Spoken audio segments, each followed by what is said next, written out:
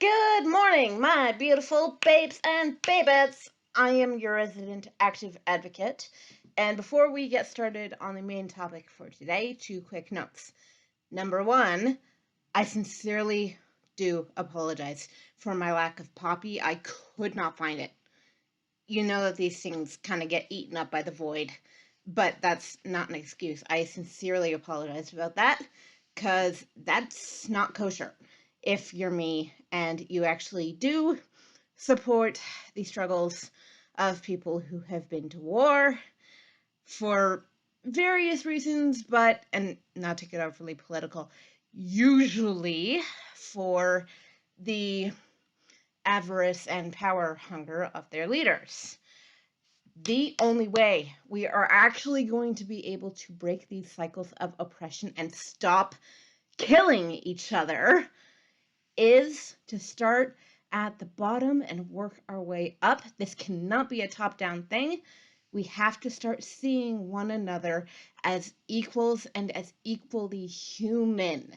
When you strip someone of their humanity through giving them the status of the feared and hated other, quotation marks, you are making them an easier mark not only for hatred but for violence. That is just as much not kosher as this is. More so, much more so, because it causes death, it causes destruction. You know, countries are in just total disarray because we can't get our shit together as a collective. This cannot come from the top. This has to come from all of us. This is an all or nothing thing. That is the point of my series, is, you know, it's unification. That's the point of being better as a species. So that's my first point. My second point is slightly nicer than that. Happy birthday to my very best friend ever in the whole wide universe forever. And I have to say, it is among the most gratifying relationships in my life. Not only because she and I practically share a brain and have done so for almost the past 30 years, but she's also one of the only fully grown adults I know who is shorter than me. I am 5'1", she is 4'6". It's bloody brilliant. And holy crap, the brain trapped in that tiny little body. She is incredible. You know, she's pretty much one of the inspirations for this series, actually. You know, it's like, I had to do something with my time. I might as well do something intelligent. Sounds like something she would do. So, happy birthday, Miss Lisa. Mwah! All my love to you always. So, those are my introductory notes. Now for the topic of discussion for today. Now, I want to begin my series on disability in the media by talking about probably the most nuanced one, which is the display and portrayal of intellectual disability in the media.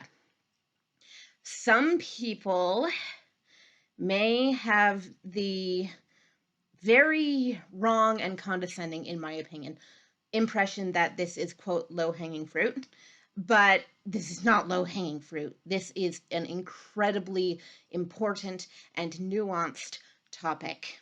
For people who are not neurotypical, there is an even greater separation of the us and the them, because at least with, quote, us, our minds work, quote, properly. That's bull, okay? Everyone's mind works differently. I don't care who you are. We all think differently. We all have different opinions. We all have different forms of knowledge. People with intellectual disabilities also think differently, have different forms of knowledge than everyone else. No one's brain is identical to anyone else's, so I really don't see the whole point in hierarchy here. I don't care about IQ. I think IQ is a very arbitrary measure of intelligence, especially since it was developed by and for Western European white males. Everyone and their grandmother has seen the movie Forrest Gump, okay? I'm going to use this as my example for today. But for the uninitiated, Forrest Gump is an intellectually disabled man, or boy when the movie starts, who lives through and is a passive player in many of the great historical occurrences in American history throughout the 50s and the 60s. He is in the Vietnam War. He hangs out with hippies. He witnesses Watergate go down. There's all this stuff that he either does or gets caught up in.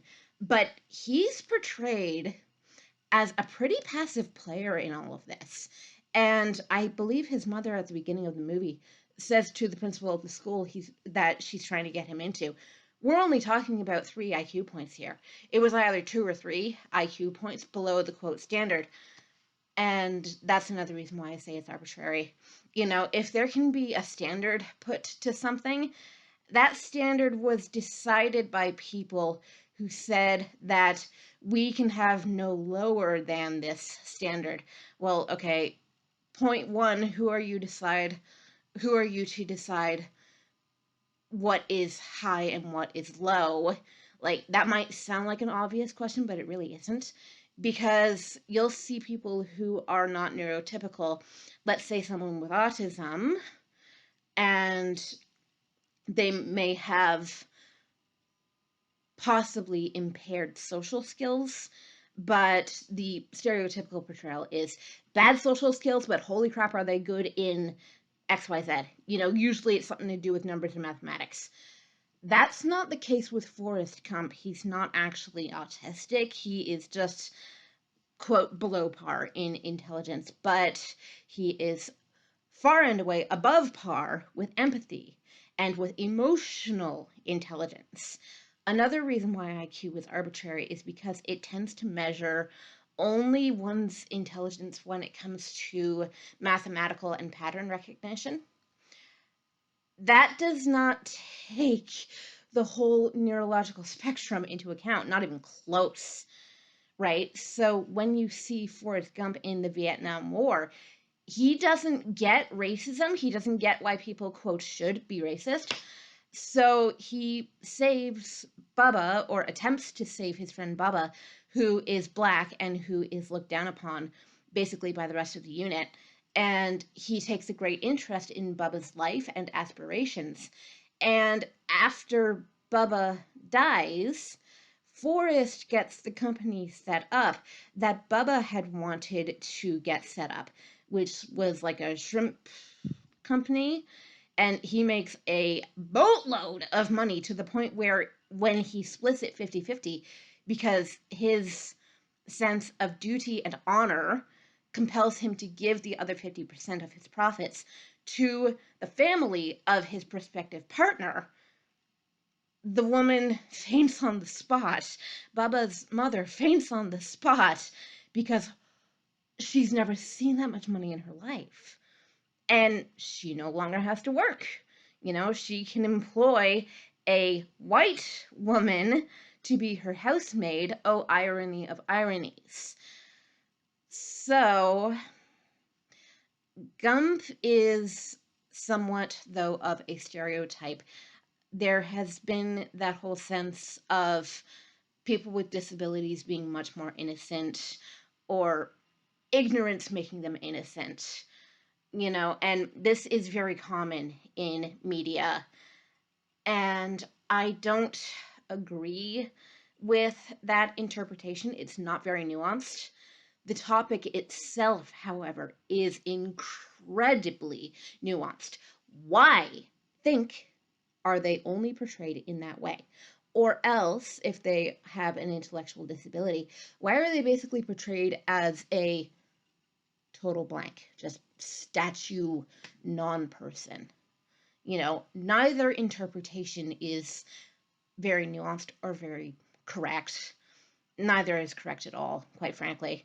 At least with Forrest Gump, you do get character development because it's his mother teaching him his morals. And, it's all these good old-fashioned American morals of stupid is as stupid does. I agree with that one. Life is like a box of chocolates. You never know what you're going to get. I also agree with that one. But it's just this whole background he has of total innocence. He kind of passively plays into his morals. They are good morals, but he passively plays into them. So that's one of the primary interpretations. The other, as I say, is the non-human statue blank thing. And I really, really hate that one because there's nothing to work with. And you have to look at an interpretation like that and say, why is this happening? Anytime you go into a piece of media, I want you to look at the portrayal of certain characters and say, why is this happening? Right? That's the important thing to take away from media. It's not the how, it's not the what, it's the why. Why do we have this lack of nuance? Why do we have these same portrayals again and again and again throughout the course of time? Like I had even been talking about Snow White a few days ago, the whole young innocent doesn't know what's going on around him kind of portrayal that happens with Dopey. It's the same with Forrest Gump to a certain extent. He is largely dragged along by the plot rather than participating in it himself.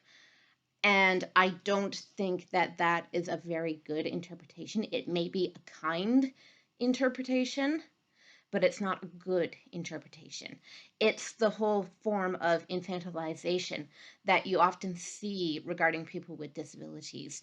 And that is another reason behind why society may sometimes see us as too innocent or too good for this world, but also incapable of contending in this world. So we can be fluffed aside easily enough. I don't want to be put in a box based on media or based on anyone's interpretation of media. That's not their place to put me in a box. That's not anyone's place to put anyone in a box. We're not toys. We're people. We need room to move, room to breathe, room to grow. And that is my video on this topic for today. Tomorrow, I will be talking about the portrayal of blindness in the media, or of visual impairment. This could get interesting. All right, I'll see you tomorrow. Mwah. Love ya. Happy Remembrance Day. Please don't forget your poppy if you can find it. Bye.